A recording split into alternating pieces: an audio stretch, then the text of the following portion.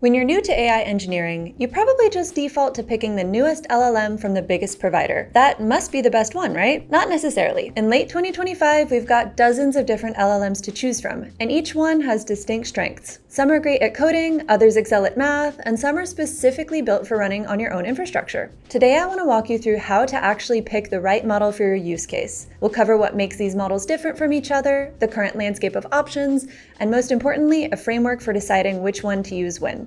Let's dive in. So before we start comparing models, we need to understand what actually makes one LLM different from another one. There are three main factors that define a model's capability and personality. First up, architecture. All modern LLMs are built with something called the transformer architecture. This was the breakthrough that led to the most recent AI revolution. Basically, it processes entire sequences in parallel instead of word by word. The key is something called self-attention, where the model weights the importance of different words in context, so it can understand complex relationships across really long passages of text. But within that framework, there are some variations you should know about. The biggest one is dense versus mixture of experts, or MOE for short. Dense models like GPT and Claude activate all of their parameters for every single input. Think of it like using your entire brain for every thought. MOE models like Gemini, Mistral, and Llama 4 work differently. They selectively activate expert subnetworks depending on the task. So instead of waking up every neuron, they route the query to the specific experts that are good at that type of problem. This lets them scale to massive sizes while keeping the actual compute per query much lower. Then there's GPT-5's new approach. They introduced this router-based architecture that automatically switches between different models based on how complex your task is.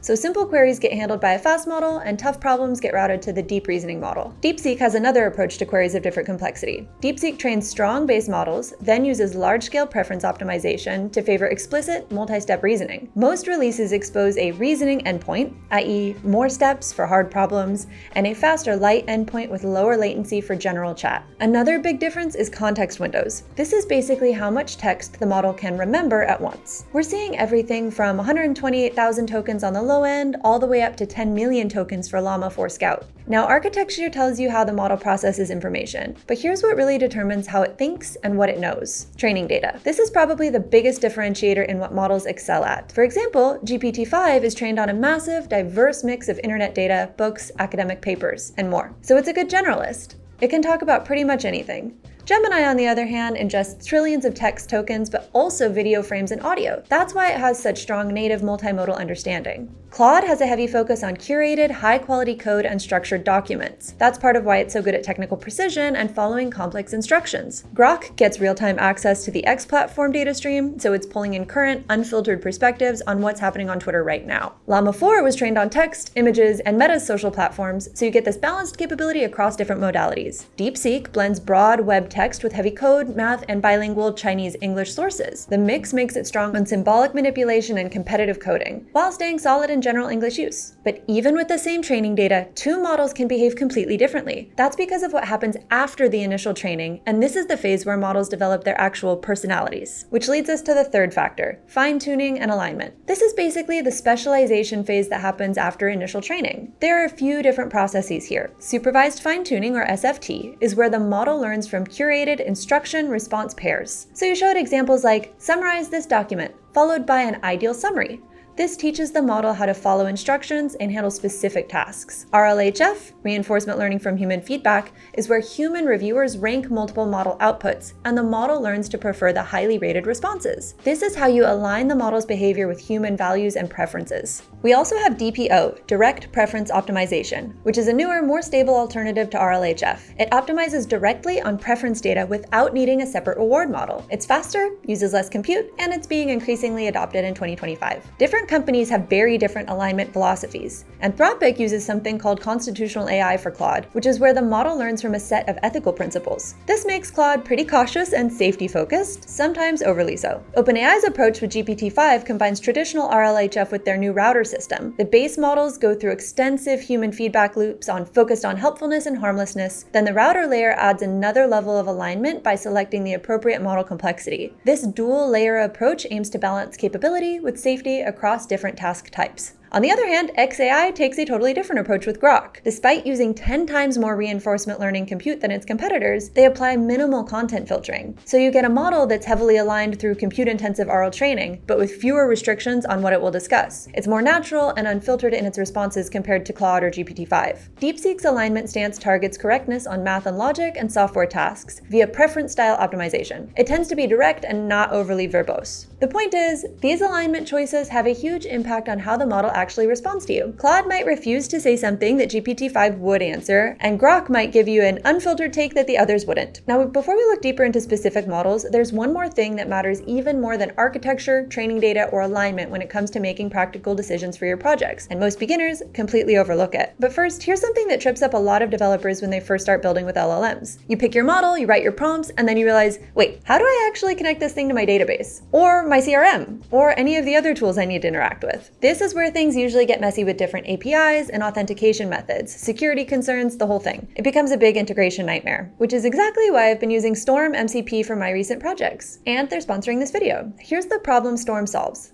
Without it, connecting LLMs to your tools and databases means writing a ton of custom integration code. Every single tool needs its own API wrapper, its own auth flow, its own error handling. Storm MCP gives you one standardized gateway to connect to everything. It's fast to set up, like under 2 minutes to connect to GitHub, Slack, your databases, whatever you need. They've got over 100 pre-configured servers that are already vetted for enterprise-level security out of the box. It has full observability, so you can see where your AI is doing in real time, and it isn't locked to one provider. You can work with Claude Code, Cursor, or any MCP-compatible client. I also really like that it's open source with active community support, so if you need to customize something or build your own integration, you can actually do that. Whether you're a solo developer just starting out, or you're an enterprise dealing with compliance and security requirements, Storm scales with you. If you want to check it out, I've got a link in the description. They've got a free tier so you can give it a try without pulling out a credit card at all. And honestly, if you're building anything serious with LLMs, it's worth looking at just to save yourself the integration headache. All right, back to one of the main things newcomers overlook when it comes to model selection: licensing. This is way more important than people realize. There's this common misconception that open means the same thing across all models, but it's actually way more confusing than that. Let me break this down into 3 distinct categories. First, closed API models. These are models where you call their cloud service and the weights aren't available to you at all. Model weights are basically the learned parameters, the numerical values that encode everything the model knows. With closed models, these stay locked up in the vendor's servers. This includes the big names like GPT-5, Claude, Gemini, and Grok. You're basically renting access to the models through an API. Another option is open weight models. This is where things get confusing. Open weight means the model weights are downloadable, but they come with a custom license that has restrictions. Meta's Llama family is the big example here. You can download the weights, but the license says things like, you can't use this if you have more than 700 million active monthly users, or competitors can't use this. On the other hand, there are OSI open models with very permissive licenses. These are models released under standard open source licenses like Apache 2.0, MIT, or BSD. This option has the fewest strings attached. You can modify them, fine-tune them, self-host them, and ship them commercially with minimal restrictions. Examples here include most Mistral models, Falcon, some Kimi releases, and Gemini variants. DeepSeek publishes a mix. Some checkpoints are open weight, downloadable with custom terms, while others are OSI open for certain sizes and variants. So the key thing to remember, open weight is not the same as open source. Just because you can download the weights doesn't mean you have full freedom to use them however you want. But why does this actually matter? Here are the key pain points. Legal compliance. Open weight models with custom licenses require you to actually read the fine print. You might hit restrictions on commercial use, user limits, or competitive constraints. Closed APIs are governed by terms of use that can change, and you're at the mercy of whatever the vendor decides. That means that the vendor, like OpenAI, has a lot of control over your project. Speaking of which, control and privacy. Closed APIs mean your data goes to the vendor's cloud. Enterprise options offer strong privacy control these days, but fundamentally, your data is leaving your servers. With open models, you can keep everything in-house. Then there's customization. Open models give you full fine-tuning and complete control. Closed models limit you to prompt engineering and sometimes fine-tuning smaller variants, so you have to work within their ecosystem. Of course, cost. Closed models are pay per token with no infrastructure burden, which is great if you have spiky traffic or low volume, but expensive at scale. Open models, on the other hand, require upfront infrastructure investment, but your cost per token drops dramatically at high volume. And finally, quality. Closed frontier models still lead on average reasoning ability and reliability, but open models are catching up fast and win on niche fine-tuning and domain-specific tasks. All right, so now you understand what makes models different and how licensing affects your choices. So let's get into the actual models. We'll start with the big 6 6 frontier models, and then move into specialty options where things get really interesting. Model comparison overview, frontier models. All right, so now let's talk about the specific models. Let's start with the main frontier models. But before I dive in, I need to give you a quick PSA about benchmarks. Many of them are vendor reported, and they're not always apples to apples comparisons. Different tests use different prompting strategies. Some allow tool use, others don't. The evaluation methodology varies. So I'm going to skip giving specific numbers here. What I recommend instead is this. Create 20 to 50 prompts that represent your actual use case. Run them through 2 to 3 candidate models, then score based on accuracy, cost, speed, etc. We'll go into way more detail on this later on. Your specific use case matters way more than these general benchmarks, so don't just trust the leaderboard. Okay, so with that disclaimer out of the way, let's look at the big 6 models. GPT-5 from OpenAI. GPT-5 was released in August, and it's best for general purpose use, creative writing, aesthetic coding like building nice looking UIs, and health-related queries. The router system automatically handles everything, which makes it really easy to use. It has a context size of 400,000 tokens, and the main limitation is that it can be verbose sometimes, and some users report inconsistent quality because of the automatic model switching. I also personally just hate the way it writes. Claude Sonnet 4.5 from Anthropic. Claude Sonnet 4.5 came out in September 2025. It's a large model with mixture of experts efficiency and a large token context window. Claude is best for software development, agentic workflows, and desktop automation. I also find that it's better at professional writing than GPT-5. The downsides are that it can be overly cautious and sometimes refuses to talk about things that other models would answer, and it's higher cost than most competitors. Llama 4 from Meta. Llama 4 also came out in 2025. This is the first multimodal llama model with an MOE architecture. There are 3 variants. Scout has 109 billion parameters and a 10 million token context, though that's a design target and the real-world max context depends on your infrastructure. Scout is interesting because it fits on a single H100 GPU with int4 quantization. That's a frontier quality model you can actually run yourself, which is great. Here's the important differentiator.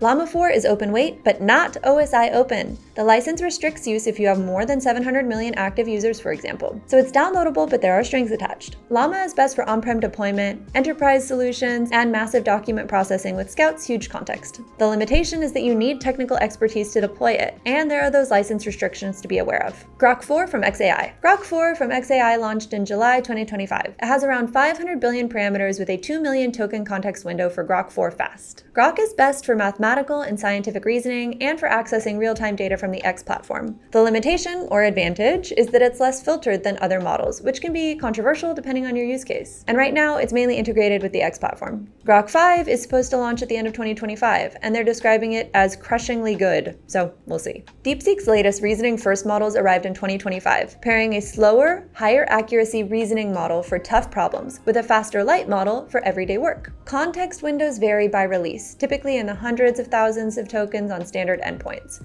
and pricing is notably competitive versus peers. In practice, it does well on math, logic, and code-heavy tasks. Licensing ranges from open weight to more permissive variants, so you'll want to confirm the exact terms for which model you choose. And finally, Gemini 2.5 Pro. The context window is up to 1 million tokens today, with larger windows available in preview configs and on the roadmap. It's native multimodal with deep research mode for extended analysis. Gemini is best for data analysis with massive datasets and research tasks that need huge context windows. It's deeply integrated with the Google ecosystem, like search, maps, all that stuff. The limitation right now is that it's slightly behind in pure coding compared to Claude and GPT-5, but Gemini 3 is expected in Q4 2025 with significant coding improvements, so that might change soon as well. Okay, so those are your main frontier models, but here's where most people make a mistake. They think bigger is always better.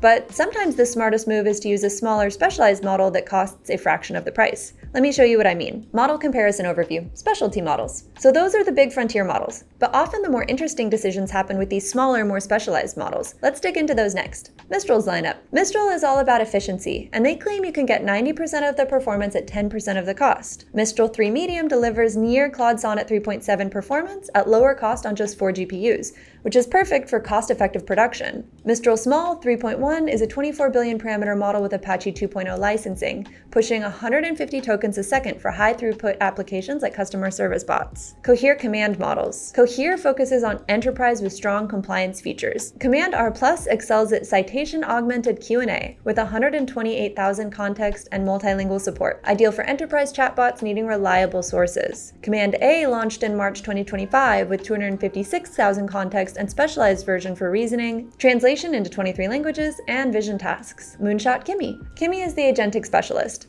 Kimi K2 is a 1 trillion parameter mixture of experts with open weights built specifically for AI agents. It features real-time web search, multimodal capabilities, and a special architecture for self-reflection. The Kimi Dev 72 billion variant set records on Swebench among open models, making it a strong choice for autonomous research agents that need to search, code, and verify results. Qwen models. Alibaba's Qwen family offers strong open weight alternatives. Qwen 2.5 comes in sizes from 500 million to 72 billion parameters, many of which have Apache 2.0 licensing. The 72 billion variant competes with GPT-4 level performance on many benchmarks while being fully open. Qwen 2.5 Coder is specifically optimized for programming tasks with strong multilingual code generation. And of course there are more, but these are most of the major players. But that still doesn't answer the real question. Which one should you actually choose? Let me give you a clear decision matrix based on real use cases. Step 1, pick your license. Here's my key piece of advice. The legal restrictions need to come before technical choices.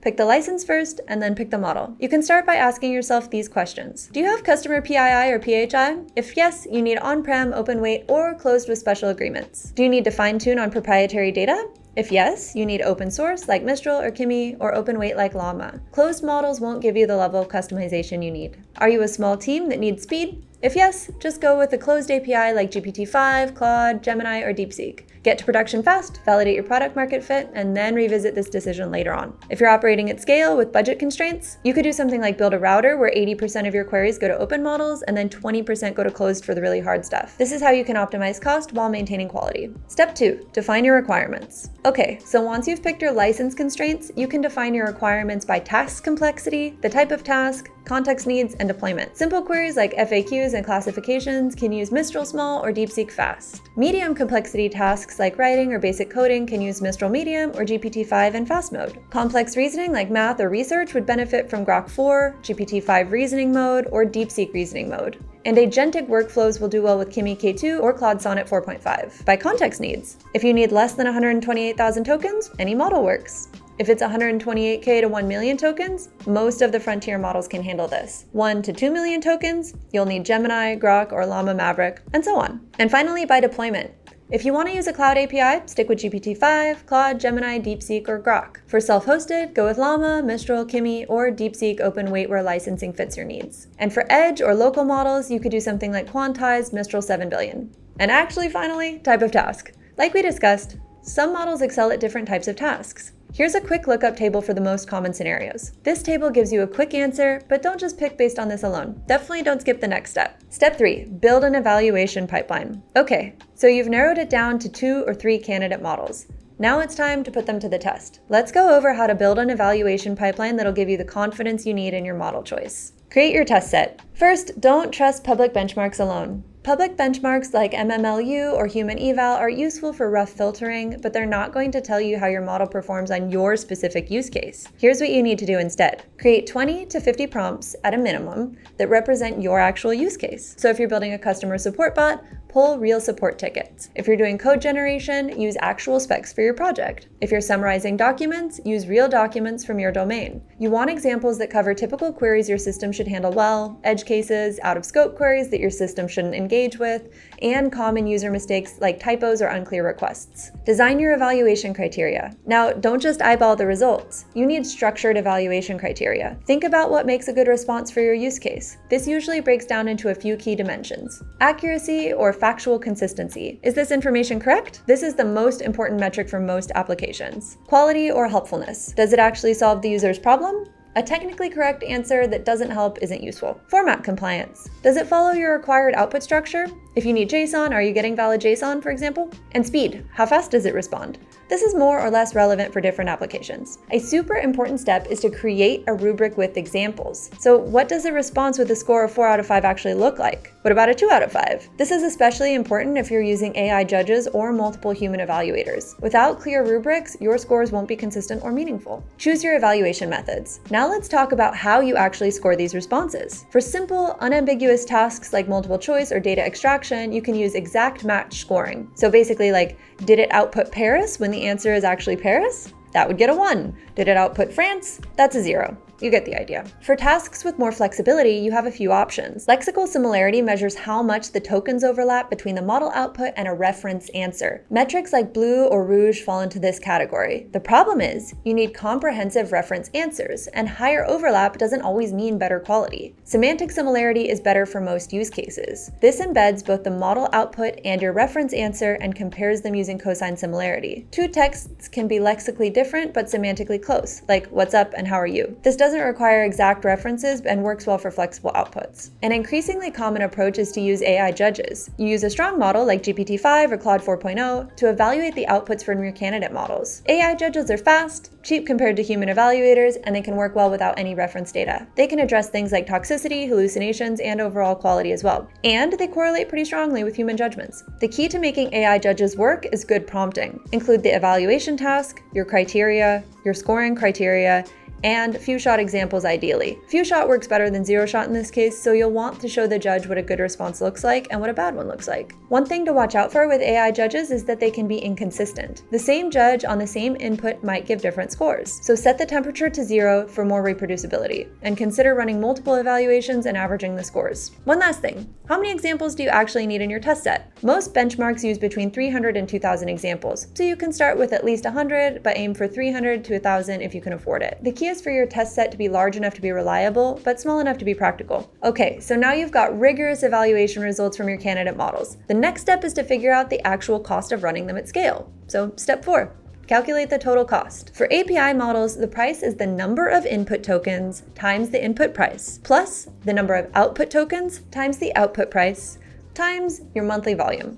This is pretty straightforward. For open weight models, you're not paying per token, but instead you have to think about everything from hardware costs like GPU rental or purchase, engineering time, salaries, and so on. So that's your framework for choosing models today. But remember, I wrote this in October 2025, and this space moves insanely fast. Let me give you a quick preview of what's coming next so you're prepared.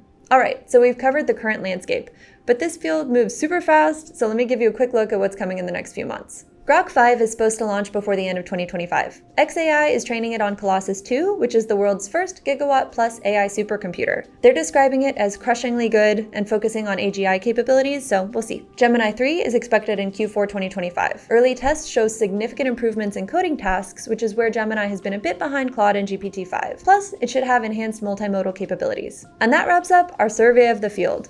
If you want to learn more about the kinds of projects you can build with LLMs, stick around for the video that's up next. Thank you so much for watching, and I'll see you next time.